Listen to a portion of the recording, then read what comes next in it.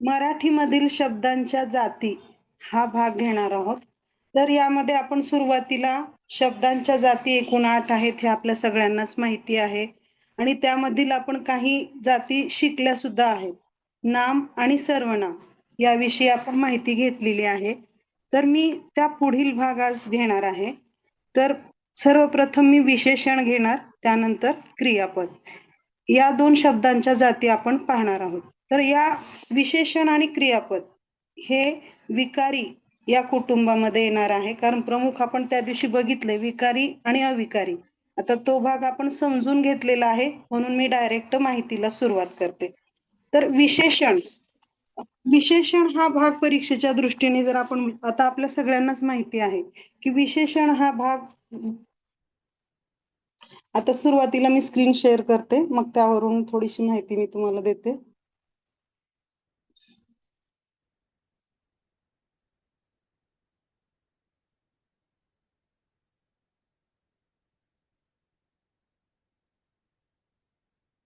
एकच मिनिट.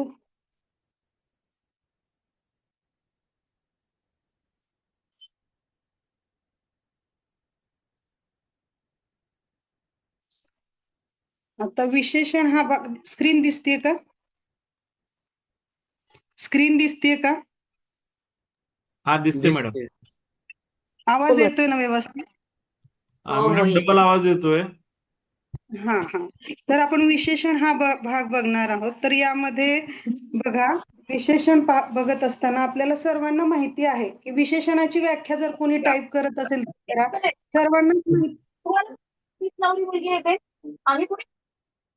हा माईक बंद करा. तर बघा, नामाबद्दल विशेष माहिती सांगणारा शब्द म्हणजे विशेषण. पण यामध्ये आपण एक शब्द ऍड करणार आहोत की नामाबद्दल विशेष माहिती सांगणारा विकारी शब्द. बघा, विकारी शब्द म्हणजे काय हे आपल्याला प्रत्येकाला माहितीच आहे, कारण जर तुम्ही मागील तासाचं रिव्हिजन केलं असेल तर तुमच्या नक्की लक्षात येईल की विकारी शब्द म्हणजे काय. तर थोडंसं चॅट बॉक्स मध्ये तुम्ही टाईप करा की विकारी शब्द म्हणजे काय. तर हा विकारी शब्द म्हणजे ज्या, बघ एक सुद्धा अजून आलेलं नाहीये, तरी बघा तुम्ही विकारी शब्द म्हणजे काय टाईप केलं तर बरं होईल, मला पण समजेल की बाबा म्हणजे हे सांगताना तुम्हाला विकारी शब्द वगैरे सांगण्याची गरज आहे किंवा नाही. तर विकारी शब्द म्हणजे काय, तर ज्या शब्दामध्ये वाक्यातील कर्ता सर्वनाम यानुसार बदल होतो त्या शब्दांना आपण विकारी शब्द असे म्हणतो. म्हणजे आता जेव्हा एखादं वाक्य दिलं आणि विशेषण आहे ते आणि ते विकारी आहे की अविकारी आहे असा जर प्रश्न असेल तर तुम्ही विशेषण जर ते असेल तर डोळे झाकून तो पर्याय निवडावा की हे विकारी शब्दामध्ये मोडतं, कारण आपल्याला माहिती आहे की विशेषण हे विकारी शब्दांमध्ये मोडतं. मग आपण आता हे विशेषणाची व्याख्या बघितली की नामाबद्दल विशेष माहिती सांगणाऱ्या विकारी शब्दाला विशेषण असे म्हणतात.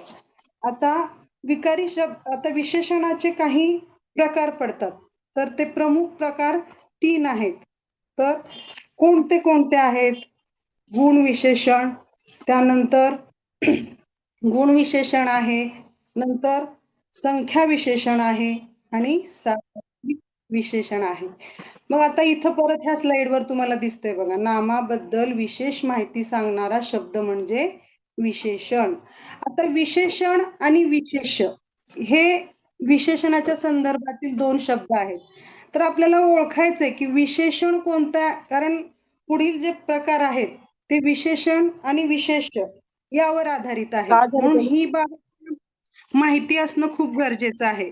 विशेषण म्हणजे काय, तर नामाबद्दल विशेष माहिती सांगणारा शब्द, आणि विशेष म्हणजे काय, ज्या नामाबद्दल माहिती सांगितली जाते तो शब्द. आता बघा, या ठिकाणी काळा कुत्रा, या ठिकाणी काळा हे विशेषण आहे, कारण कुत्रा या नामाबद्दल काळा हा शब्द विशेष माहिती सांगतो, म्हणून काळा हा विशेषण आहे आणि कुत्रा हे विशेष्य आहे. कारण काय, तर विशेषण ती विशेष माहिती कोणत्या नामाबद्दल आहे, कुत्रा या नामाबद्दल आहे, म्हणून विशेषण जेव्हा आपण ओळखतो तेव्हा या दोन बाबी ओळखणं आपल्याला गरजेचं आहे, विशेषण आणि विशेष्य. तर माहिती देणारा शब्द, नामाबद्दल माहिती देणारा शब्द विशेषण आहे आणि म्हणजे कोणाबद्दल कोणत्या नामाबद्दल ती विशेष माहिती आहे तो शब्द म्हणजे विशेष. आपल्याला यावरून या दोन गोष्टी लक्षात ठेवायच्यात की विशेषण ओळखताना विशेष आणि विशेष्य हे या दोन महत्वाच्या बाबी आहेत. आता बघा यामध्ये आता आपण काही उदाहरणे दिलेली आहेत बघा. 5 टोप्या, चांगली मुलगी, हिरवे रान. आता यामध्ये जे लाल रंगाने दर्शवलेले शब्द आहेत ते विशेषण आहेत. हे आपल्याला सहज समजतं कारण या ठिकाणी टोप्या या नामाबद्दल 5 हा शब्द विशेष माहिती देतो आणि त्यानंतर मुलगी या नामाबद्दल चांगली हा शब्द विशेष माहिती देतो, म्हणून या ठिकाणी चांगली हा शब्द विशेषण आहे आणि मुलगी हा शब्द विशेष आहे. 5 टोप्या यामध्ये 5 हे विशेषण आहे आणि टोप्या हे विशेष आहे. हिरवे रान यामध्ये हिरवे हे विशेषण आहे आणि रान हे विशेष आहे. शुभ्र ससा, तर शुभ्र हे विशेषण आहे आणि ससा हे विशेष आहे. हे आपल्याला आता लक्षात आलं. जेव्हा आपण एखाद्या प्रकाराचं किंवा एखाद्या उदाहरणाचं वारंवार रिपिटेशन करू तेव्हा ते आपल्याला परीक्षेत गोंधळल्यासारखं अजिबात होणार नाही. बघा आता वरील जे उदाहरणं आहेत त्यामध्ये 5, चांगली, हिरवे आणि शुभ्र हे शब्द नामाबद्दल अधिक माहिती देतात म्हणून ते विशेषण आहेत. आपण इथं हे समजून घेतलेलं आहे.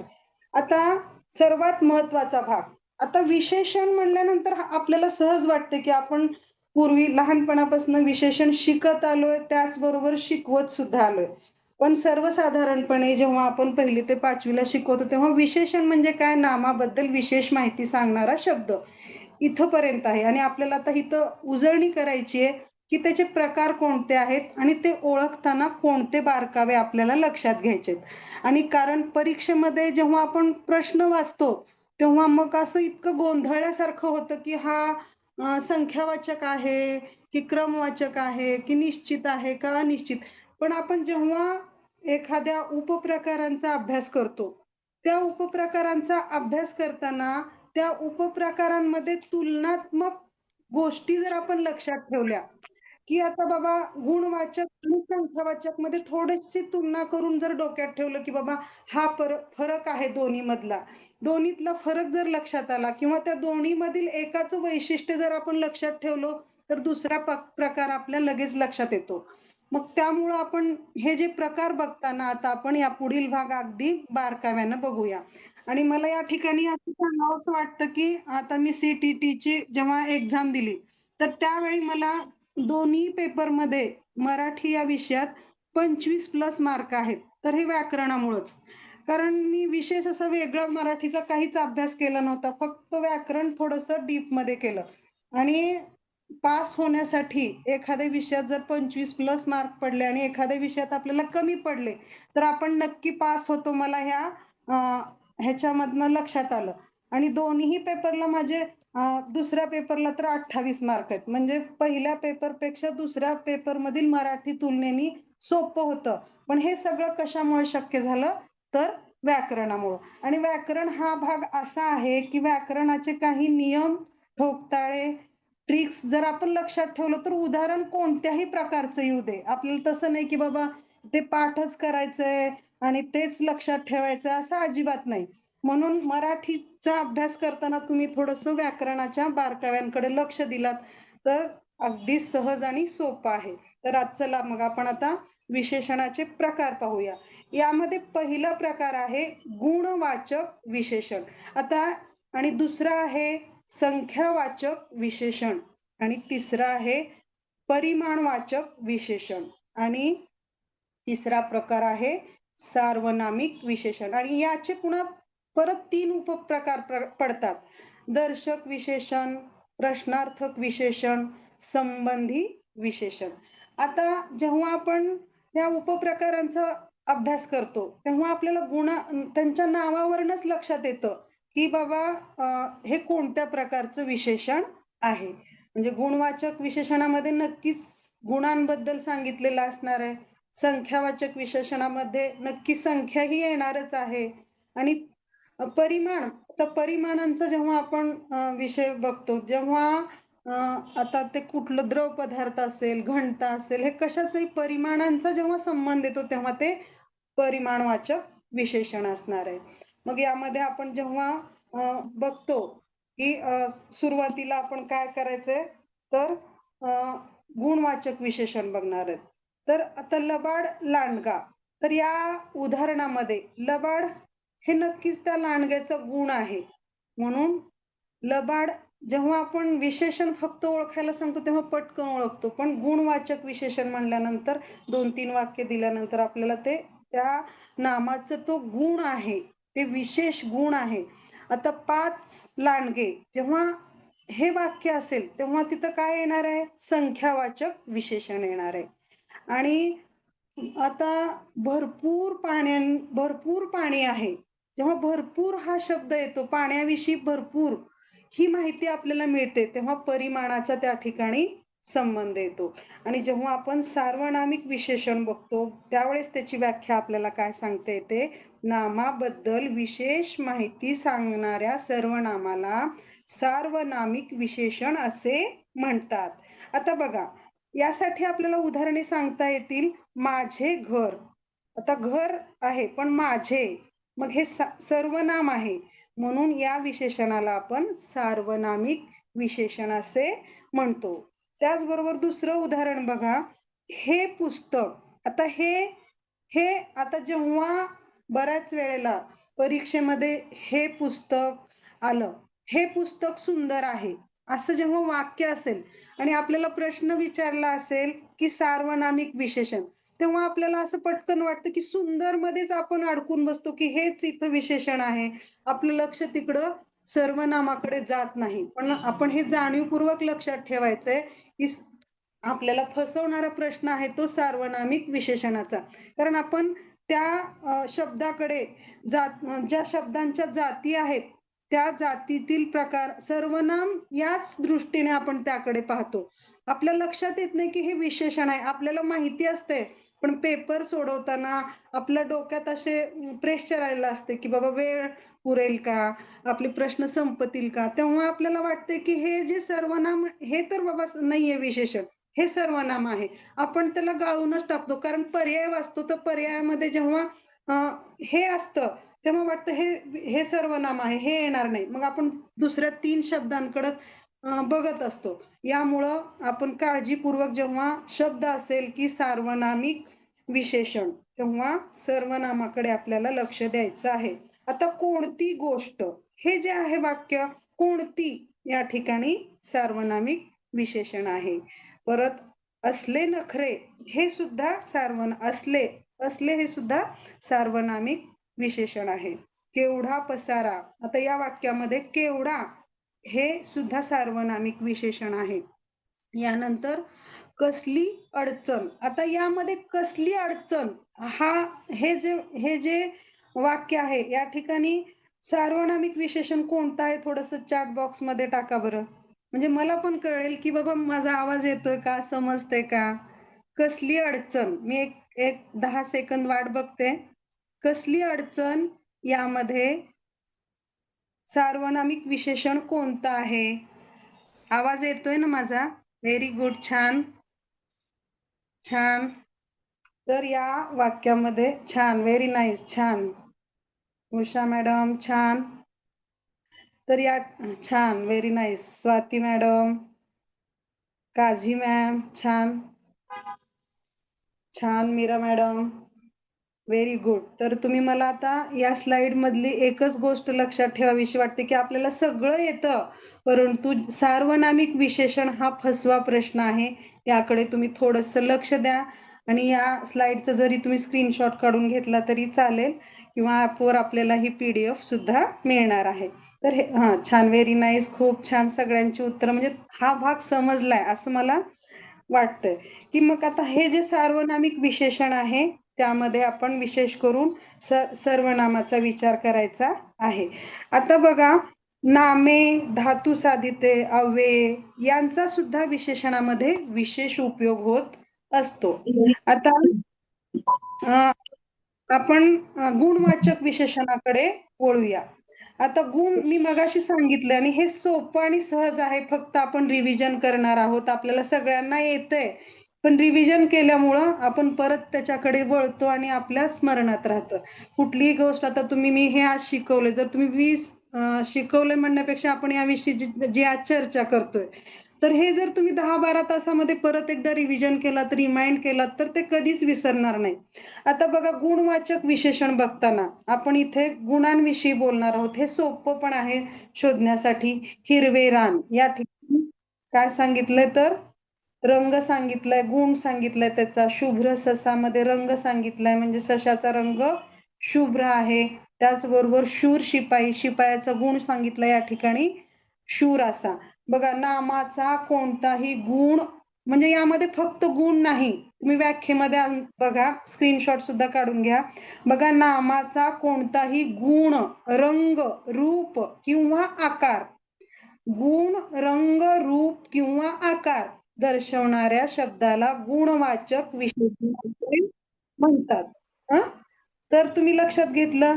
बघा, फक्त गुण नाही, मी परत रिपीट करते कारण आपल्याला लक्षात राहिलं पाहिजे की नामाचा कोणताही गुण, रंग, रूप किंवा आकार दर्शवणाऱ्या शब्दाला गुणवाचक विशेषण असे म्हणतात.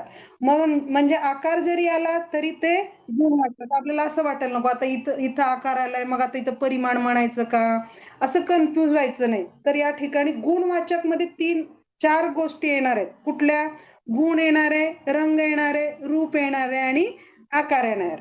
आता इथं एक वाक्य दिलं आहे, छत्रपती शिवाजी महाराज हे शूर राजे होते. या ठिकाणी शूर हे काय आहे? गुणवाचक विशेषण आहे. समजलंय का सगळ्यांना? एकदा कमेंट बॉक्स मध्ये सांगा, समजलंय का? हा भाग समजला गुणवाचक विशेषणाचा?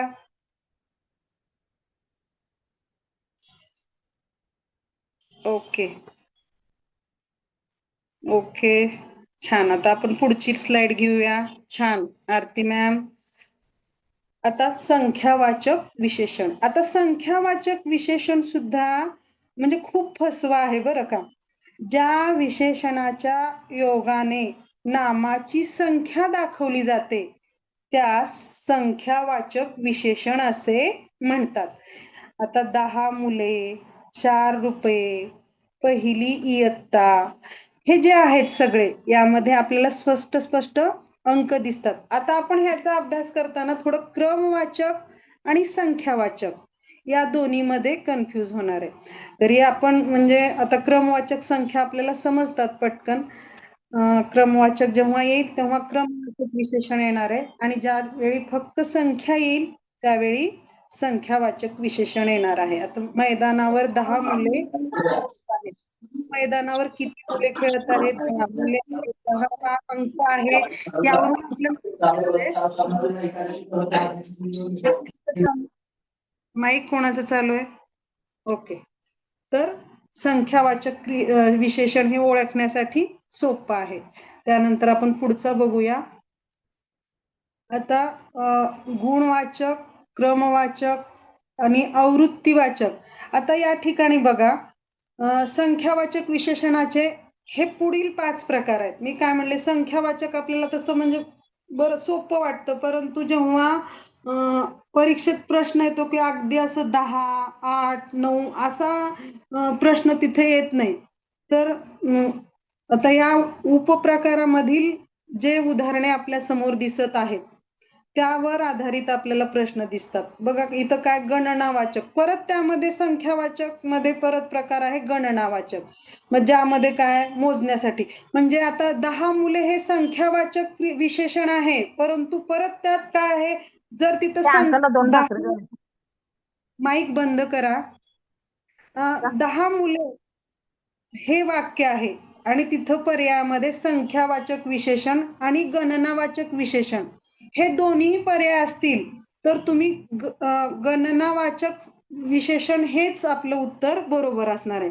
परंतु पर्यायामध्ये जर गणनावाचक विशेषण हे नसेल, फक्त संख्यावाचक असेल, त्यावेळी मात्र आपलं उत्तर संख्यावाचक बरोबर असणार आहे. म्हणजे संख्यावाचक मधील परत उपप्रकार जेव्हा आपल्याला पर्यायामध्ये दिसतात, त्यावेळी आपण थोडासा विचार करावा लागेल की बाबा हे संख्यावाचक तर आहे, परंतु उपप्रकारामध्ये कोणतं आहे. जेव्हा संख्यावाचक हा पर्याय पण आहे आणि त्याच्यातल्या उपप्रकारांचा सुद्धा पर्याय असेल, तर आपल्याला विचार करावा लागेल की हे नेमकं कोणत्या उपप्रकारामध्ये मोडतं. म्हणजे उपप्रकार कोणते आहेत? गणनावाचक, परत क्रमवाचक, नंतर आवृत्तीवाचक, नंतर पृथुकत्ववाचक आणि अनिश्चित, हे 5 प्रकार आपल्याला सांगण्यात आले. तर 5, 10 हे जेव्हा अंक येतात तेव्हा गणनावाचक विशेषण असणार आहे. आता क्रमवाचक हे सोपं आहे, पहिला, दुसरा, तिसरा हे अगदी म्हणजे सोपा प्रकार आहे. चौथा, पाचवा, 100वा याप्रमाणे आपण क्रमवाचक विशेषण ओळखणार आहेत. नंतर आवृत्ती, आता आवृत्ती सुद्धा आपल्याला पण आता क्रमवाचक आणि आवृत्तीवाचक यामध्ये थोडस, जर आपल्याला आवृत्तीवाचक हा प्रकार माहिती नसेल, आपण विशेषणाचे प्रकार शिकलो, आता गणनावाचक, क्रमवाचक, संख्यावाचक आणि क्रमवाचक एवढेच प्रकार जर आपल्या डोक्यात राहिले, हा हे आवृत्तीवाचक आहे का नाही, आहे का नाही, पण जेव्हा आपल्याला माहिती असतं की याचा उपप्रकार हा आवृत्तीवाचक आहे, तेव्हाच आपण ते करेक्ट उत्तर देऊ शकतो. परंतु बऱ्याच वेळेला काय दोनदा आहे, पण आपल्याला आवृत्तीवाचक हे उपप्रकार आहे का नाही, जेव्हा असा गोंधळ निर्माण होतो तेव्हा आपण क्रमवाचकला बरोबर करणार.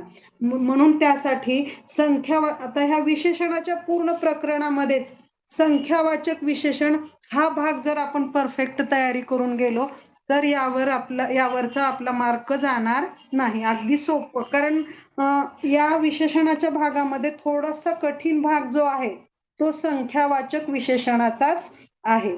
तर आवृत्तीवाचक आणि क्रमवाचक, मी परत एकदा सांगते, या दोन्हीमध्ये आपण कन्फ्यूज होऊ शकतो. म्हणून आपण हे उपप्रकार अगदी लक्षात ठेवायचे की संख्यावाचक विशेषणामध्ये उपप्रकार 5 आहेत, कारण इतर ठिकाणी तर उपप्रकार नाहीयेत. तर आवृत्तीमध्ये आपण दोनदा, तीनदा, तिप्पट, पाचपट, सहापट या प्रकारचे जे विशेषण आहेत त्यांचा समावेश हा आवृत्तीवाचक विशेषणामध्ये होतो. आता पृथकत्ववाचक, आता यामध्ये काय आहे? 5, 5, 10, 10 म्हणजे 5 पांडव. आता या ठिकाणी आता 5, 5 जे दिलंय उदाहरण, तर 5 पांडव सुद्धा यामध्येच मोडतं. मग त्यानंतर अनिश्चित, अनिश्चित मध्ये कोणतं, की आपल्याला निश्चित काही सांगता येत नाही. आता काही प्रश्न, थोडे पाणी, या ठिकाणी काही म्हणजे किती आहेत नेमकं सांग, हे पण म्हणजे ओळखण्यासाठी सोपा प्रकार आहे. तर परत एकदा सांगते की विशेषणामध्ये जे संख्यावाचक विशेषण आहेत त्यामधील हे 5 महत्वाचे प्रकार आहेत, आणि याचा तुम्ही सराव करणं किंवा याच्या व्याख्या म्हणा, हे तुम्ही लक्षात ठेवलं तर विशेषणाचा मार्क तुमचा अजिबात जाणार नाही.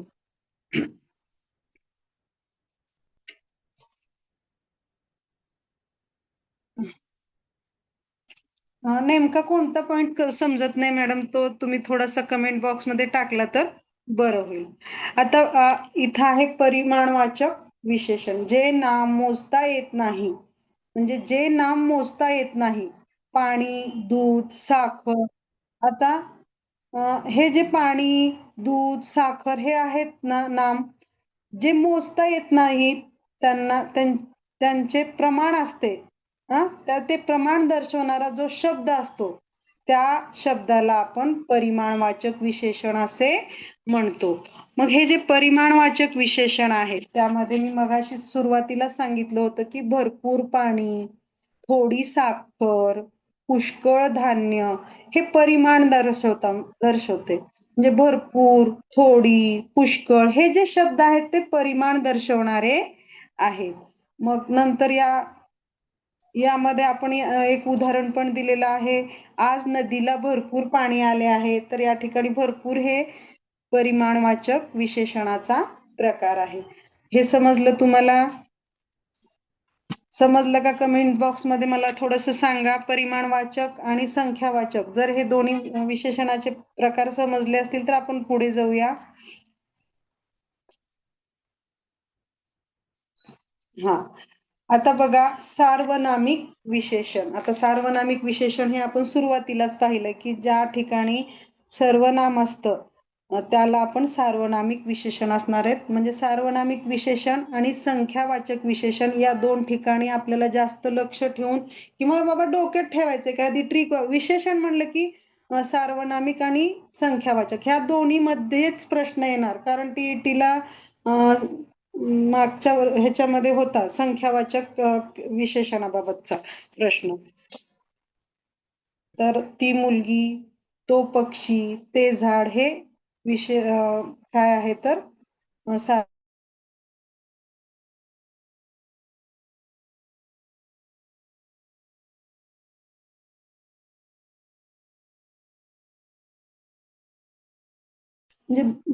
दाखवतो. जवळची किंवा दूरची वस्तू दाखवण्यासाठी ज्या सार्वनामिक विशेषणाचा वापर होतो.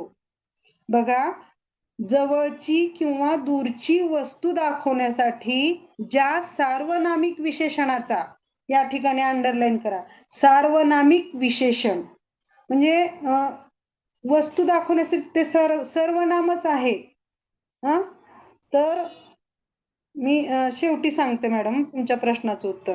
वापर होतो त्यास दर्शक विशेषण असे म्हणतात. म्हणजे हा आंबा जवळ आहे, जवळ किंवा दूर, जेव्हा सर्वनामामुळे जवळ किंवा दूर हे समजतं, आपलं लक्षात येतं की हा आंबा, या ठिकाणी हा म्हणजे हा जवळच आहे. तो आंबा जेव्हा म्हणवला आपण तेव्हा तो दूर असणार आहे. म्हणजे धिस आणि दॅट जसं इंग्रजीमध्ये आहे त्याप्रमाणे आपल्याला जवळ आणि लांब ज्या सर्वनामावरून समजेल त्या सर्वनामाला दर्शक विशेषण असे म्हणायचे. बघा, हा आंबा. आता जेव्हा पर्यायामध्ये दर्शक विशेषण आणि सार्वनामिक विशेषण हे दोन्ही पर्याय असतील आणि हा आंबा, ती इमारत, हे पुस्तक, जेव्हा अशी उदाहरणे असेल तेव्हा आपण नक्कीच मग आपण काय म्हणणार, बाबा हे सार्वनामिक विशेषण आहे. पण त्यामध्ये परत आपल्याला हा उपप्रकार लक्षात ठेवायचा आहे की दर्शक, ते दर्शवणार आहे आपल्याला जवळ आहे किंवा लांब आहे. म्हणजेच सार्वनामिक विशेषणामध्ये आपल्याला दर्शक विशेषण हा एक उपप्रकार लक्षात ठेवायचा आहे. जेव्हा जवळ किंवा लांब वस्तू आहे हे ज्या सर्वनामावरून समजतं त्याला आपण दर्शक विशेषण असे म्हणतो. ती इमारत खूप सुंदर आहे, म्हणजे नक्कीच आपल्याला ह्याच्यावरनं ती लांब आहे हे आपल्याला समजणार आहे. तर या अशा प्रकारच्या सर्वनामाला आपण काय म्हणणार आहोत, दर्शक विशेषण म्हणणार आहोत. म्हणजे दर्शक विशेषण हे नक्की सर्वनामच असतं हे पण आपल्याला लक्षात ठेवायचंय की दर्शक विशेषण जेव्हा खालील पर्यायातील दर्शक विशेषण ओळखा, तर ते सर्वनाम असतं. हे आपल्या जर डोक्यात असेल तर आपण या ठिकाणी चुकणार नाही. आता बघा प्रश्नार्थक विशेषण. आता प्रश्नार्थक विशेषण सुद्धा सार्वनामिक विशेषणाचाच प्रकार आहे. बघा, दर्शक यामध्ये वस्तू जवळ आहे, लांब आहे, तिथे पण आपल्याला सर्वनामच असणार आहे, परंतु ते जवळ आहे, लांब आहे हे दर्शवणार आहे. परंतु प्रश्नार्थक विशेषणामध्ये सुद्धा इथे काय असणार आहे की हे जे विशेषण आहे प्रश्नार्थक, ते सुद्धा सर्वनामच असणार आहे. तर या ठिकाणी कोणते शब्द येणार आहेत तर कोणता रंग, कोणता, हे जे प्रश्नार्थक विशेषण आहे परंतु ते सर्वनाम आहे. किती रुपये, यामध्ये किती हे प्रश्नार्थक विशेषण आहे. यामध्ये कोणती वेळ, यामध्ये कोणती हे प्रश्नार्थक विशेषण आहे. आता इथं वाक्यच दिलेलं आहे बघा, तुला कोणता रंग आवडतो, तर यामध्ये कोणता हे प्रश्नार्थक विशेषण आहे. तुझ्याकडे किती रुपये आहेत? तर या वाक्यामध्ये प्रश्नार्थक विशेषण कोणतं आहे हे थोडस कमेंट मध्ये सांगा बरं. तुझ्याकडे किती रुपये आहेत? तुझ्याकडे किती रुपये आहेत? बरोबर. किती छान. आरती मॅडम बरोबर. रोहिणी मॅडम बरोबर. छान. सुवर्णा मॅडम बरोबर. स्मिता मॅडम छान बरोबर. स्वाती मॅडम छान. तर हा भाग तुम्हाला समजलेला आहे. आता व्हेरी गुड. छान काजी मॅम. आणि आणखीन एक बरं, जेव्हा असं आपण एखाद्या ह्याच्यामध्ये प्रश्नांची उत्तरं देतो तेव्हा या प्रकारचा प्रश्न जर आपल्या परीक्षेमध्ये आला, म्हणजे माझा अनुभव सांगते की तो आपण चुकतच नाही, कारण आपल्या पटकन लक्षात हा तेव्हा आपण ह्या प्रश्नाचं उत्तर दिलं होतं. भले तुम्ही नंतर रिव्हिजन करा अथवा न करा, पण जेव्हा तुम्ही प्रश्नांची उत्तरं देता, म्हणजे माझा अनुभव आहे आणि तुम्ही सुद्धा ह्याचा अनुभव बघा की आपण जेव्हा प्रश्नाची उत्तरं दिलो ना तर पटकन आपल्याला वाटतं हा ह्याचं उत्तर हेच असणार आहे, कारण मी तेव्हा त्या प्रश्नाचं उत्तर दिलेलं होतं. आता आपण पुढील सार्वनामिक विशेषणाचाच पुढचा भाग बघणार आहोत, संबंधी विशेषण. आता यामध्ये दोन नामामध्ये संबंध दर्शवलेला असतो बघा, वाक्यावरनच कळतंय. पण यामध्ये पण परत एक वैशिष्ट्य आहे की हे जो संबंध दर्शवणारा शब्द आहे तो सर्वनामच असणार. मग बघा व्याख्या दिलेली आहे. वाक्यातील पुढे येणाऱ्या दर्शक विशेषणाशी किंवा नामाशी, बघा पुढे येणाऱ्या म्हणजे त्या वाक्यामध्ये एकतर दोन नाम असतील किंवा एक नाम एक विशेषण असेल किंवा दोन्हीपैकी एक तिथं पर्याय असणार आहे. विशेषण तर असणार आहे किंवा नाम तर असणार आहे, परंतु वाक्यातील पुढे येणार जे नाम असेल किंवा विशेषण असेल या दोन्हीपैकी कोणी का असेना त्याचा संबंध दर्शवणाऱ्या विशेषणाला संबंधी विशेषण म्हणतात. आता जो मनुष्य, जी गाडी, जे काम, हे संबंध दर्शवण्यासाठी जो, जी, जे हे वापरतो आपण. मग हे जे आहेत ते वाक्यात कसे आलेत बघा बरं. जो मनुष्य मेहनत करतो तो यशस्वी होतो. या ठिकाणी जो आणि तो हे जे दोन विशेषण आहेत ते संबंधी विशेषण आहेत. बघा या ठिकाणी आपल्याला ही एक गोष्ट लक्षात ठेवायची की संबंधी विशेषण जेव्हा केव्हा वाक्यात येतील तेव्हा तो कधी एकटा येणार नाही, कारण हे संबंध हे दोन व्यक्ती, दोन वस्तू यामध्येच असतात. त्यांना जेव्हा दोन येणार तेव्हा संबंध प्रस्थापित होणार. त्यामुळंच आपण या ठिकाणी हे लक्षात ठेवायचं की संबंधी विशेषण जेव्हा वाक्यात असणार आहे तेव्हा ते एकटं येणार नाही. ते नेहमी त्यांची जोडी अशी असणार आहे की जी, ती, जो, जी याप्रमाणे त्यांची जोडी असणार आहे. जो, तो, जी, ती याप्रमाणे जोडी जेव्हा आलेली असते त्यावेळी आपण संबंधी विशेषण बघणार. आता मी तुम्हाला एक आता आपण जे प्रकार बघितले सार्वनामिक विशेषणाचे, तर या प्रकारामध्ये आपण कोणते प्रकार बघितले थोडस चॅट करा बघा. 3 प्रकार आपण बघितले, अ, ब, क. आपण परत वर मागच्या स्लाइड घेऊया. मी काय म्हणते, सार्वनामिक विशेषणाचे उपप्रकार जे आपण बघितले बघा, हा पहिला प्रकार बघितला. म्हणजे इथं आपण कन्फ्यूज होणार आहेत म्हणून मी परत एकदा ह्या स्लाइड घेतल्या. सार्वनामिक विशेषणाचे मी 3 प्रकार घेतले. एक दर्शक मध्ये आपल्याला काय लक्षात ठेवायचंय, जवळ लांबचा संबंध, संख्यावाचक, गुणवाचक, हे पण आपण हे सर्वनामाचे एकूण दर्शक, प्रश्न आणि संबंधी हे अगदी शिंदे मॅडम अगदी बरोबर, छान. वैष्णवी मॅडम बरोबर, छान. अजून बघूया कोणाचं हे उत्तर अगदी बरोबर आहे. म्हणजे आपण सार्वनामिक विशेषणामध्ये दर्शक विशेषण, प्रश्नार्थक विशेषण आणि संबंधी विशेषण हे 3 प्रकार. रोहिणी मॅडम अगदी बरोबर, छान, मस्त, सुंदर. आता बघा, आता आपण जे आतापर्यंत शिकलो, छान, व्हेरी गुड मीरा मॅडम. आता मुख्य प्रकार बघितलो आपण. आता या चार्ट वरनं आपल्याला सहज तुम्ही 1-2 मिनिट जर एक मिनिट जर या चार्टचा थोडासा अभ्यास केला किंवा मनातल्या मनात रिमाइंड केलं तर तुमच्या लक्षात येणार आहे. बघा, गुणवाचक मध्ये रंग पण येणार आहे आणि गुण पण येणार आहे. एवढा चार्ट जरी तुम्ही डोक्यात ठेवला तर विशेषणाचा 1 मार्क आपला अजिबात चुकणार नाही. बघा, गुणवाचक रंग आणि गुण, हे रंग आणि गुण जर दर्शवणारा शब्द आला आणि ते काय असणार आहे? गुणवाचक विशेषण असणार आहे. बघा, उदाहरण दिलेलं आहे, शूर आणि पांढरा. शूर हे गुण दर्शवतं. माईक कोणाचा चालू आहे? थोडासा बंद करा. संख्यावाचक मध्ये निश्चित संख्या असणार आहे.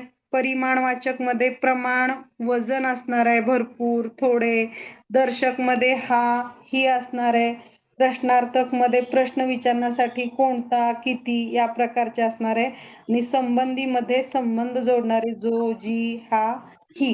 तर याप्रमाणे आपण विशेषणाचा हा जो भाग बघितलेला आहे तो मला वाटतं तुम्हाला समजलाय. जर समजला असेल तर तुम्ही चॅट बॉक्स मध्ये चॅट करा. आपण पुढील भागाकडे वळूया, नाहीतर आपण परत एकदा या स्लाइडचं रिव्हिजन करूया. आणि विशेषणावर प्रश्न नक्की येणार. अगदी सोपा भाग आहे हा. तर या सोप्या भागाचं थोडंसं रिव्हिजन आपण केलं की आपला 1 मार्क फिक्स आहे. Thank you Rohini madam. आता बघा, या ठिकाणी काय दिलंय, विशेषणे ओळखायचंय. हा छोटासा खेळ आहे. हो, विचारणार आहे मॅडम, यावर मी प्रश्न पण विचारणार आहे तुमच्यासाठी. बघा, ह्या छोट्याशा खेळाच्या रूपामध्ये मी एक छोटस कोड दिलं आहे. एका घनदाट जंगलात एक चतुर कोल्हा राहत होता. एके दिवशी त्याला तीव्र भूक लागली. तो अन्नाच्या शोधात एका मोठ्या द्राक्षाच्या मळ्याजवळ पोचला. तिथे काळे आणि हिरवे द्राक्ष लगडले होते. तर या ठिकाणी भरपूर विशेषण आहेत. मला फक्त असं नकोय की चतुर आणि त्याच्या पुढे कोणत्या प्रकाराचं विशेषण आहे, या फक्त एवढ्या उतार्यामधलं त्याचा प्रकार जर तुम्ही ओळखला तर म्हणजे जास्त आपल्याला. आता खाली उत्तरं पण दिलेली आहेत बघा. ही विशेषणे आहेत, परंतु या ठिकाणी आपल्याला काय ओळखायचंय की कोणत्या प्रकारामध्ये मोडते, कोणत्या. हा, व्हेरी गुड. चतुर गुणवाचक, अगदी मस्त, छान. चतुर गुणवाचक आहे. हिरवे हे गुणवाचक आहे, कारण गुणवाचक मध्ये रंग पण येणार आहे. परत बघा, घनदाट आहे. हा, चतुर काळे, बरोबर. चतुर गुणवाचक बरोबर आहे मॅडम. घनदाट, हा, व्हेरी गुड. घनदाट हे परिमाण आहे. काळे हे गुणवाचक आहे, बरोबर. बघा, वेगळं एक उत्तर दिलं मॅडमनी घनदाट बद्दल. एका, हा, बरोबर, छान. एका संख्यावाचक दिलं आहे, बरोबर आहे, बरोबर, छान. याप्रमाणे आपल्याला थोडासा सराव करायचा आहे. छान, बरोबर आहे.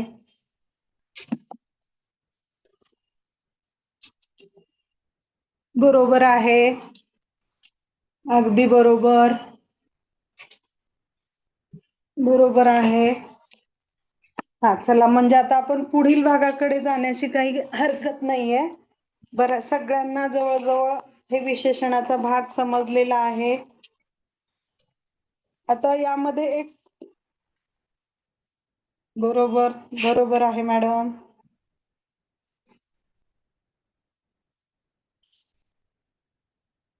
आता समोर पण तुम्हाला एक स्लाइड दिसते पुढची बघा. रिकाम्या जागा भरा. या ठिकाणी काय आहे? आकाशात येणारच आहे आपल्याला, हे येतच आहे. हा, बरोबर आहे, बरोबर आहे, बरोबर आहे. हे काळे हे गुणवाचक आहे. आता हा पुढचा जो प्रश्न आहे, आकाशात काळे, हा मला 100, बरोबर आहे, बरोबर आहे. 100 आहे, परंतु हे कोणत्या प्रकाराचा आहे? प्रकार पण पुढे नोंदवणं आपल्यासाठी महत्वाचं आहे बघा. पुढे प्रकार नोंदवला तर बरं होईल, म्हणजे आपल्याला पूर्णच समजलं. आता खालील वाक्याचं बघा, मी सुरुवातीला विशेषण आणि विशेष्य. व्हेरी गुड, छान, बरोबर आहे. संख्यावाचक आहे. 100 हे संख्यावाचक आहे, बरोबर. 2 नंबरचा प्रश्न बघा थोडस. हा, बरोबर आहे, बरोबर. हा, व्हेरी गुड. लाल हे विशेषण आहे आणि पेन हे विशेष्य आहे. हे आपण सुरुवातीला बघितलं होतं. हा, बरोबर. माझ्याकडे विशेष येणार नाही मॅडम. लाल, लाल पेन विशेष आहे, बरोबर. हा, लाल हे विशेषण आहे. लाल हे विशेषण आहे, पण कोणत्या प्रकारचं आहे? गुणवाचक आहे. खालील वाक्य बघा, 2 नंबरचं. वाक्यातील विशेषण आणि विशेष ओळखा. बघा, आपण थोडस गोंधळतोय. लाल हे गुणवाचक विशेषण आहे आणि पेन हे विशेष आहे, कारण पेन या नामाबद्दल आपल्याला लाल ही विशेषण म्हणजे माहिती मिळते. तर विशेषणच्या समोर आपल्याला इथं लाल हा पर्याय येईल आणि विशेषच्या समोर पेन येईल. हा, आता बघा, पाचवीच्या प्रश्नात आहे बघा. पाचवीच्या वर्गात म्हणजे पुस्तकातील हा प्रश्न आहे. आता गुणवाचक 5वी इयत्ता या शब्दातील विशेषणाचा प्रकार ओळखा. कोणता आहे पर्यायाचा उत्तर? क्रमवाचक. 5वी, त्यातून आपलं 5व्या नंबरची इयत्ता आहे हे समजतंय, म्हणून हे क्रमवाचक विशेषण आहे. आता पुढचं बघा. आता आता या प्रश्नाचं उत्तर बघा. परिमाणवाचक.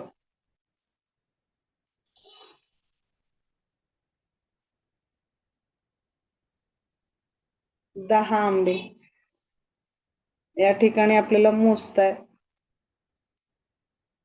आता इथं प्रश्न कसा आहे बघा. खालीलपैकी परिमाणवाचक विशेषण नसलेला शब्द ओळखा. नसलेला शब्द. आता आपण फक्त परिमाणवाचक जर म्हणलं तर लगेच सुरुवातीला 1 नंबरला आपल्याला पुष्कळ दिसते, आपण तिथं राईट करून टाकतो. पण प्रश्न पूर्ण वाचणं फार गरजेचं आहे. परिमाणवाचक नसलेला शब्द, तर कारण पुष्कळ हा परिमाणवाचक आहे. थोडी साखर मध्ये थोडी हा परिमाणवाचक आहे. भरपूर दूध मध्ये भरपूर हा शब्द परिमाणवाचक आहे. परिमाणवाचक नसणारा शब्द हा 10 आंबे, म्हणजे 10, मग हे संख्यावाचक विशेषण या ठिकाणी आहे. आता पुढील प्रश्न बघा.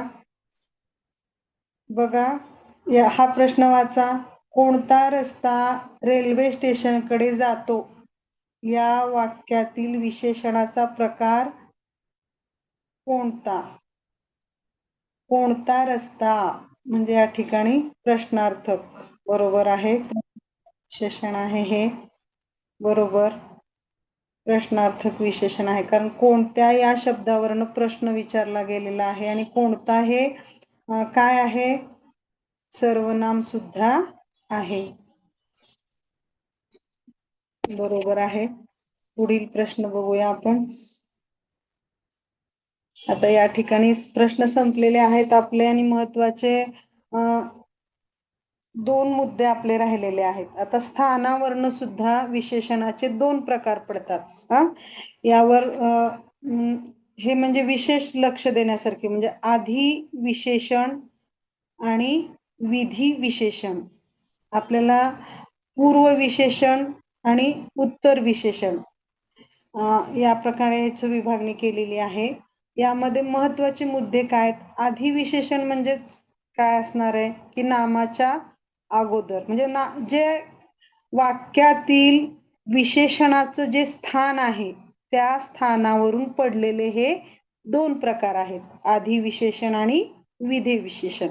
विधी विशेषण हे नामाच्या नंतर येणार आहे आणि आधी विशेषण हे नामाच्या अगोदर येणार आहे. म्हणजे आपल्याला लक्षात ठेवायचं जेव्हा म्हणजे विशेषणाच्या प्रकारामध्ये हे दोन सुद्धा प्रकार पडतात. मग यामध्ये नामाच्या आधी येणारे विशेषण उदाहरणार्थ काय? किती पाऊस.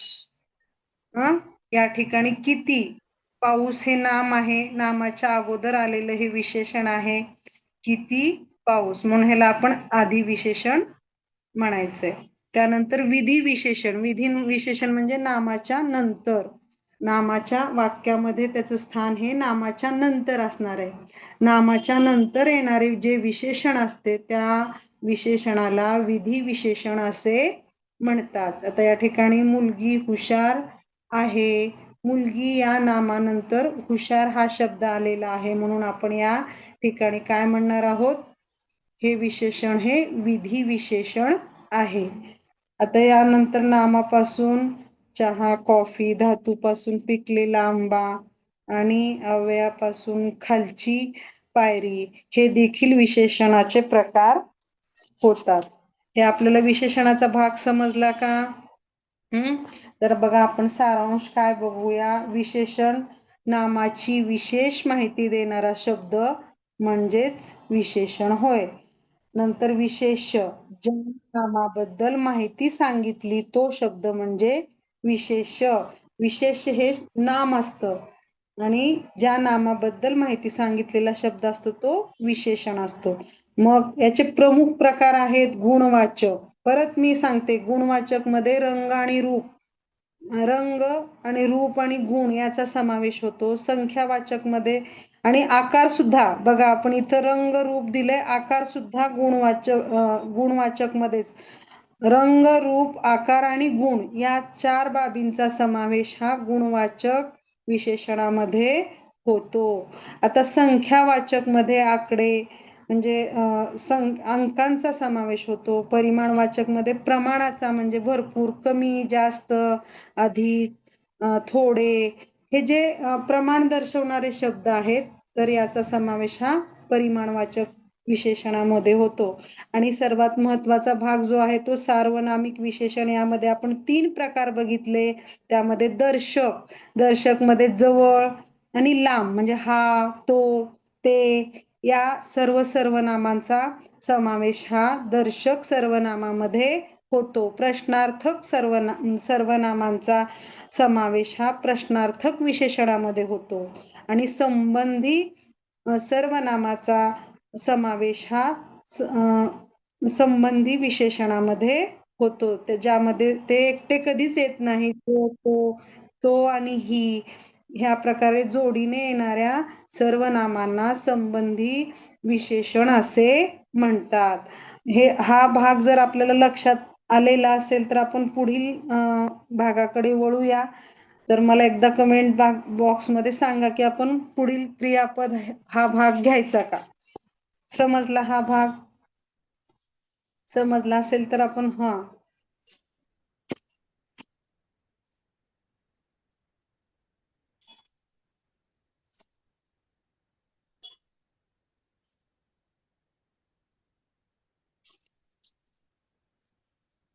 आपण पुढील भागाकडे वळूया मग.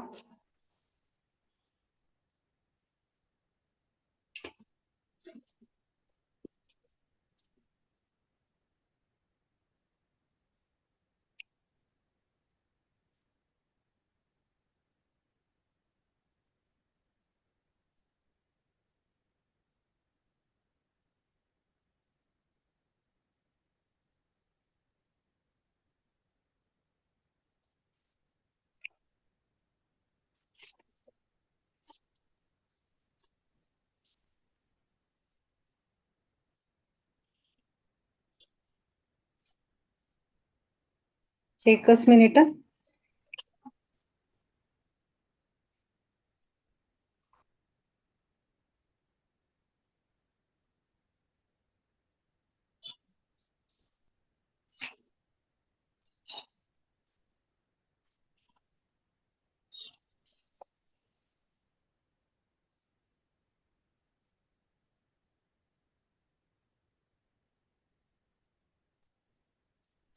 आता आपण या ठिकाणी आज पुढील भाग बघणार आहोत, क्रियापद. आता मराठी व्याकरणामध्ये अत्यंत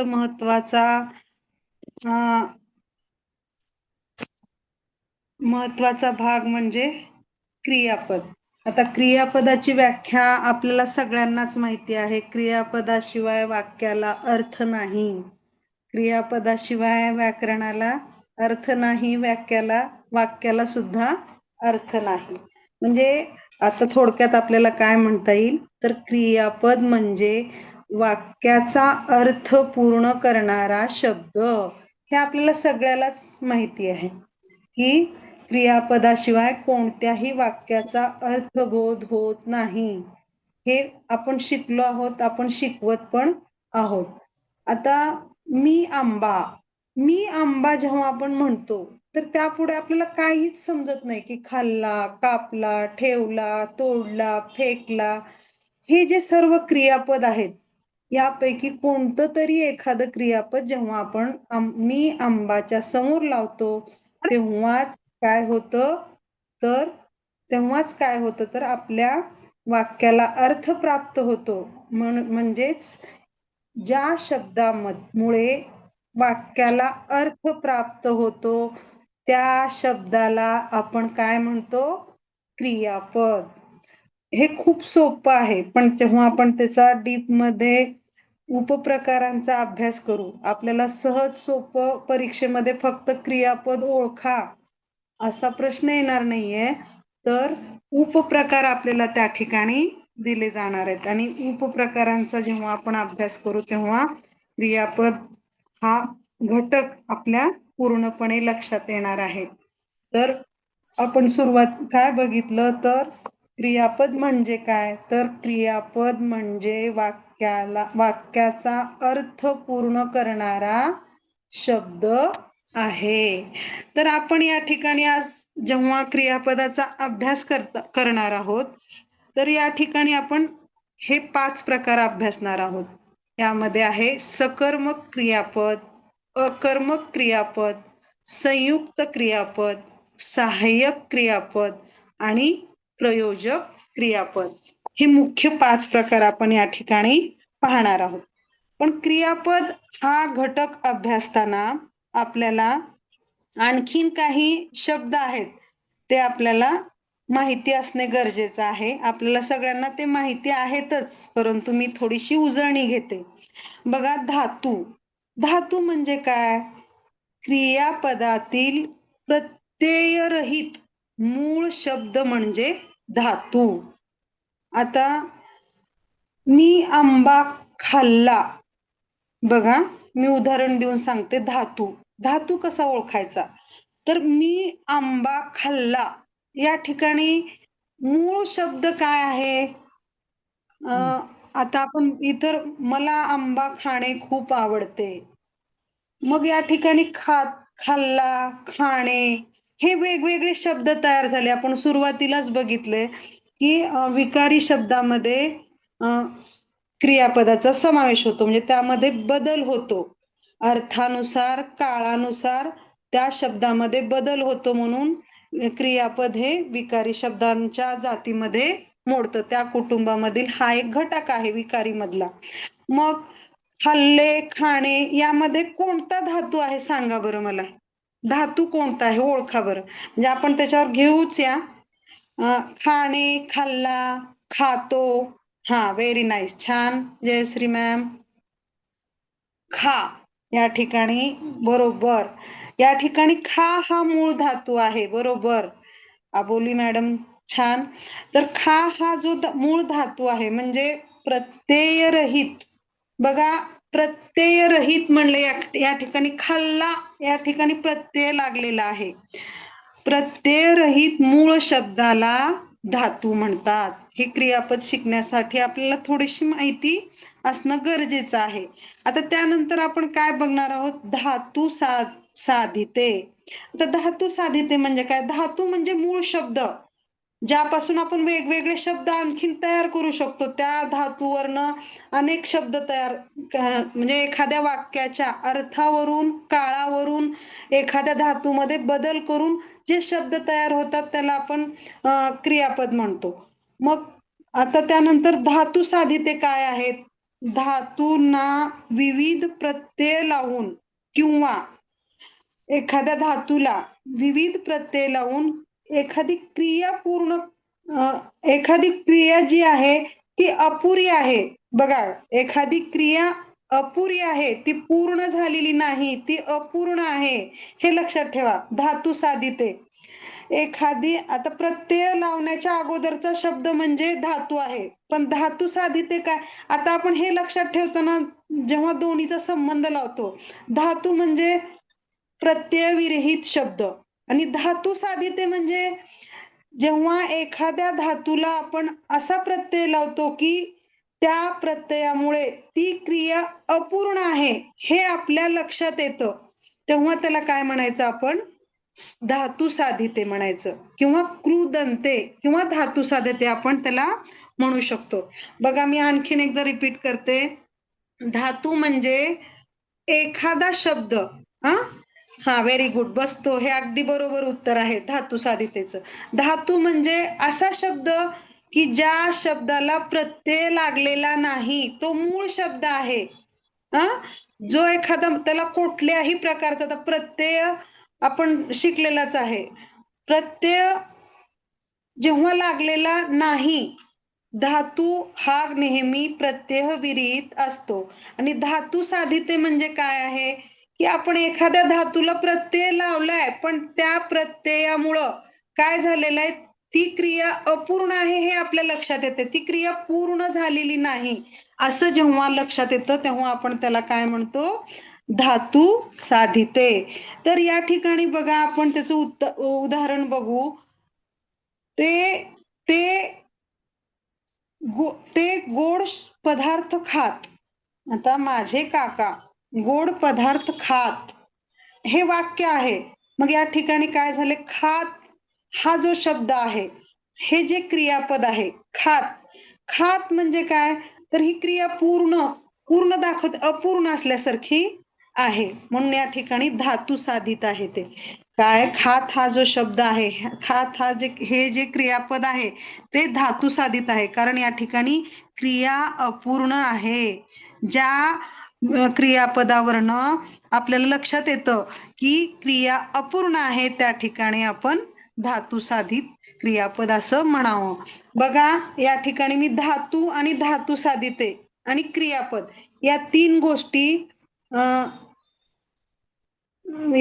गोष्टी या ठिकाणी मी तुम्हाला सांगितलेलं आहे.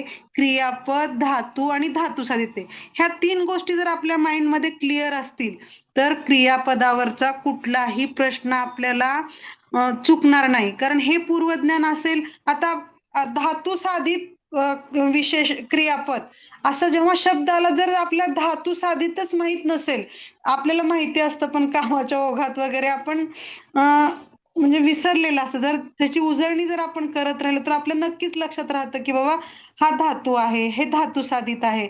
या तीन गोष्टी आपल्याला क्रियापद हा घटक शिकताना अत्यंत महत्वाचा आहे. ते कोणतं आहे क्रियापद म्हणजे? तर समजलं तुम्हाला, धातू आणि धातू साधिते. जर हे तिन्ही कन्सेप्ट जर क्लिअर झाले असतील तर प्लीज कमेंट बॉक्समध्ये मला तुम्ही हो म्हणून असं सांगा, मग आपण पुढील भागाकडं वळूया. तुमच्यासाठी एक 10 सेकंदाचा मी वेळ देते. जर समजले असेल तर आपण पुढे जाऊया. ओके, वैष्णवी मॅडम, विवो, परत अजून कोणाला का परत एकदा सांगायचंय असं असेल तरी मी परत एकदा सांगते. यस, चालतंय. काजी मॅम, कॉन्सेप्ट क्लिअर झाली असेल तर आपण त्याच्या उपप्रकारांकडे.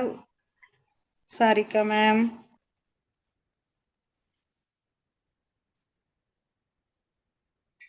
फेरे मॅम, रोहिणी मॅम. तर आपण आता पुढे जाऊया. आता या ठिकाणी काय आहेत बघा, क्रियापदाचे ओघ होते. मी सुरुवातीला फक्त नावं वाचते. क्रियापदाचे प्रकार, जे मुख्य प्रकार आहेत ते 2 आहेत, सकर्मक आणि अकर्मक. आता सहित, जेव्हा आपण तुलनात्मक, मी सुरुवातीपासून म्हणते की जेव्हा आपण कुठल्याही गोष्टीचा अभ्यास करतो तेव्हा तुलनात्मक 2 गोष्टी लक्षात ठेवल्या, सकर्मक, अकर्मक. आता सकर्मकचा आपण लक्षात, म्हणजे सहित, सोबत, एक म्हणजे सहित आणि सोबत, हे जर 2 लक्षात ठेवलं तर दुसरं अकर्मक असणार हे आपल्या लक्षातच आहे. म्हणजे काय आहे तर कर्मासहित जे असतं, सोबत, कर्मासोबत जे असतं ते सकर्मक क्रियापद असतं. कर्म आणि क्रियापद जे कर्मासोबत असतं त्याला आपण काय म्हणतो, सकर्मक. म्हणजे बघा, अर्थ पूर्ण करण्यास कर्माची आवश्यकता किंवा गरज असते अशा क्रियापदाला काय म्हणणार आहोत आपण, सकर्मक. आता इथं उदाहरण दिलेलं आहे बघा, लिहितो. लिहितो हे मी लिहितो, परंतु पूर्ण अर्थ, लिहितो एवढं क्रिया कळते आपल्याला, पण संपूर्ण अर्थबोध होतो का, तर त्या ठिकाणी आपल्याला एक कर्माची गरज आहे. तर लिहितो या क्रियापदासाठी कोणकोणते कर्म येऊ शकतात, थोडस कमेंट बॉक्स मध्ये टाका बरं. लिहितो या क्रियापदासाठी कोणकोणते कर्म येऊ शकतात बघा. मी एक सांगू, पत्र, निबंध, बरोबर, कथा, बरोबर, मी पत्र लिहितो, गणेश कथा लिहितो, मी गाणे लिहितो, बरोबर आहे, मी कविता लिहितो, मी प्रश्न उत्तर लिहितो, बरोबर आहे. तर म्हणजे ज्या ठिकाणी एखादी क्रिया पूर्णपणे दर्शवण्यासाठी आपल्याला कर्माची गरज असते त्या अशा क्रियापदाला आपण सकर्मक, कथा, पत्र, प्रश्न, अगदी बरोबर काझी मॅम. तर बघा, आता वाचतो या ठिकाणी सुद्धा तेच पर्याय येणार आहेत, कथा वाचतो, परत गाणे कथा, पत्र किंवा वर्तमानपत्र, या ठिकाणी आपल्याला या कर्माची गरज आहे. परत पाहणे किंवा यासाठी काय, पेपर दिसतो, पेपर वाचतो, बरोबर आहे. हे जे सगळे क्रियापद आहेत ज्या ठिकाणी की आपल्याला कर्माशिवाय त्यांचा अर्थ पूर्ण होत नाही, कर्मासहित येतात, ते सकर्मक, सोबत असतात कर्माच्या, अशा क्रियापदांना आपण सकर्मक क्रियापद असे म्हणतो. आता बघा, मी वारंवार म्हणते, तुम्हाला माहिती आहे, जेव्हा आपण परत परत परत म्हणू तेव्हा आपण परत अभ्यास करायची सुद्धा गरज नाहीये. आपण जेव्हा मी ते उदाहरण तेच घेते आणि जर तुम्ही ऐकत असाल लक्षपूर्वक तर ते तुम्हाला परत रिव्हिजन करण्याची सुद्धा गरज नाही. सकर्मक, सोबत. आता पुढचा प्रकार बघूया आपण, अकर्मक क्रियापद. अर्थ पूर्ण करण्यास कर्माची गरज नसते. अकर्मक नसते, गरज नाही. ते कर्म नसेल तरी आपल्याला ती गोष्ट किंवा त्या वाक्याचा अर्थ आपल्याला पूर्ण क्लिअर होतो, समजतो, त्या ठिकाणी कर्माची गरज नाही.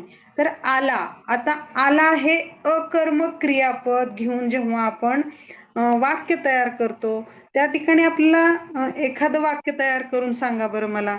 आला, रामा आला, मी जातो, बरोबर आहे. तर इथं कर्माची गरज नाहीये, जाण्याची क्रिया घडतीये, परंतु त्या ठिकाणी कर्म लागत नाही. म्हणजे आपण हे लक्षात ठेवायचंय की ज्या वाक्यात क्रियापदाचा अर्थ, व्हेरी गुड रवी, आला, बरोबर आहे, ती गेली, बरोबर आहे, कर्माची गरज नाही, बरोबर. ज्या ठिकाणी कर्माची गरज आहे ते सकर्मक क्रियापद, आणि ज्या ठिकाणी कर्माची गरज नाही त्या ठिकाणी अकर्मक क्रियापद. हे झाले 2. आता बघा, व्याख्या बघायची म्हणली तर आपण, ज्या क्रियापदाचा अर्थ पूर्ण होण्यास कर्माची गरज लागते त्यास सकर्मक क्रियापद असे म्हणतात. उदाहरणार्थ, त्याने पुस्तक फाडले. आता या ठिकाणी फाडले ही जी क्रिया आहे, हे जे क्रियापद आहे ते कोणावर घडली आहे तर पुस्तकावर, म्हणजे कर्म आहे या वाक्यामध्ये. आता त्याने पुस्तक फाडले या वाक्यामध्ये पुस्तक हे काय आहे, कर्म आहे. मग या वाक्यात कर्म आहे, त्या कर्मावर क्रिया घडत आहे, म्हणून या प्रकारच्या वाक्यातील क्रियापदाला आपण काय म्हणणार, तर सकर्मक क्रियापद ते कर्मासहित आलेलं आहे. आपण त्याला काय म्हणणार आहोत, तर सकर्मक क्रियापद. तर बघा, या वाक्याचा अर्थ पूर्ण करण्यासाठी पुस्तक, फक्त जर या ठिकाणी त्याने पुस्तक एवढंच असलं, त्याने त्याला मारले, त्याला त्याच्यावर ती क्रिया घडली म्हणजे कर्म आहे, बरोबर. असं उदाहरण पण तुम्ही दिलात तर बरं आहे. आता आपण आता बघा, या वाक्यामध्ये त्यांनी पुस्तक फाडले, या वाक्यामध्ये जर आपण फक्त त्यांनी फाडले एवढं म्हटलं तरी वाक्य होतं, पण अर्थबोध होत नाही. मग जेव्हा तिथं कर्माची गरज आहे, काय फाडले हे आपल्याला समजणं गरजेचं आहे. पत्र फाडले, पुस्तक फाडले, का पेपर फाडला, काय फाडले, म्हणजे कोणावर तरी क्रिया ज्यावेळी तिथं पूर्ण होणार आहे, त्यावेळी आपण त्या वाक्यातील क्रियापदाला काय म्हणणार आहोत, तर सकर्मक क्रियापद. आता अकर्मक क्रियापदाकडे वळूया आपण.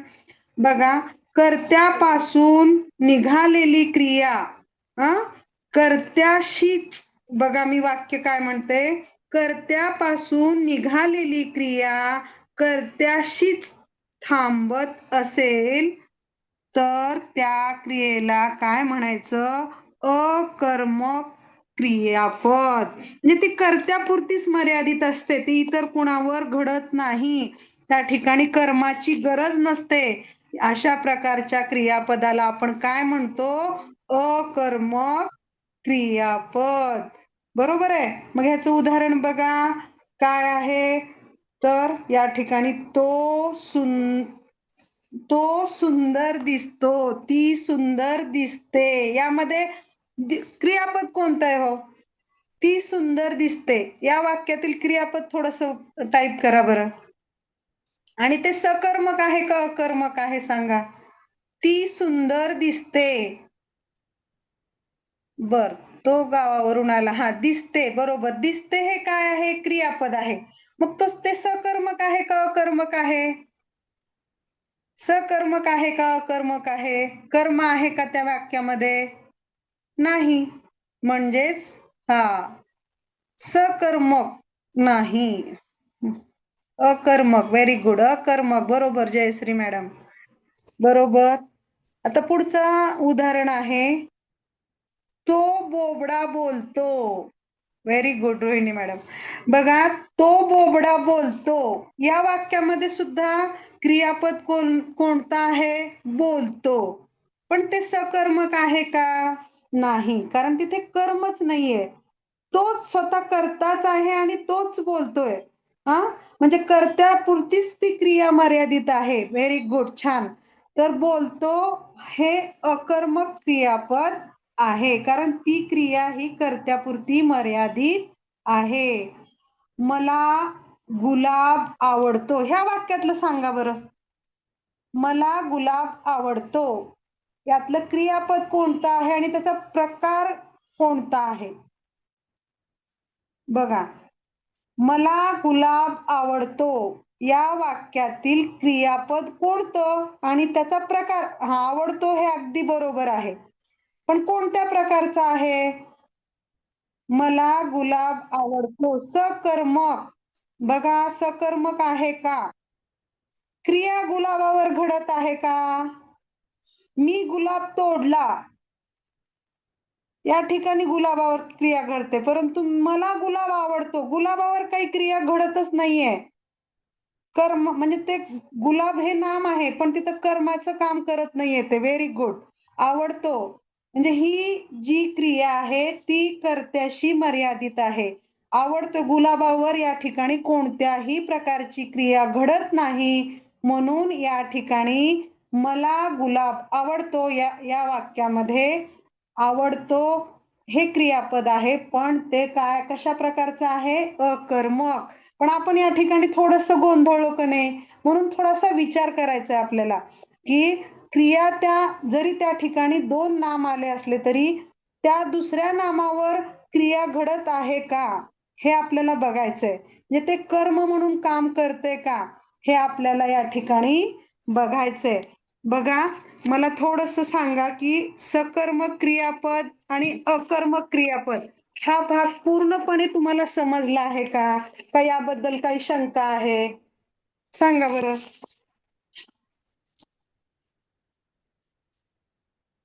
पूर्णपणे समजलं आहे का? सकर्मक आणि अकर्मक. हा, मला थोडस वेळ किती झाला सांगते का कोणीतरी? सर. 9:15 वाजलेत मॅडम. हा 9:15 झालेत मॅडम. ओ सॉरी, बरं मी म्हणजे बघितलंच नाही वेळेकडं. आपण राहिलेला भाग उद्या घ्यायचा का?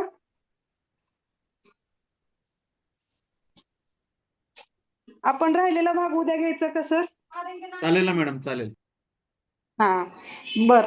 थँक्यू, धन्यवाद सगळ्यांना. आणि मला या ठिकाणी बोलण्याची संधी दिल्याबद्दल सगळ्या टीमचे धन्यवाद, आभार. थँक्यू. आपण आता या ठिकाणी थांबूया आणि मी ग्रुपवर तुम्हाला प्रश्नोत्तराची एक हे PDF टाकते. तुम्ही प्रश्न सोडवा. नक्की हा भाग तुम्हाला समजेल असं माझी अपेक्षा आहे आणि समजला पण असेल. थँक्यू. आपण या ठिकाणी थांबूया.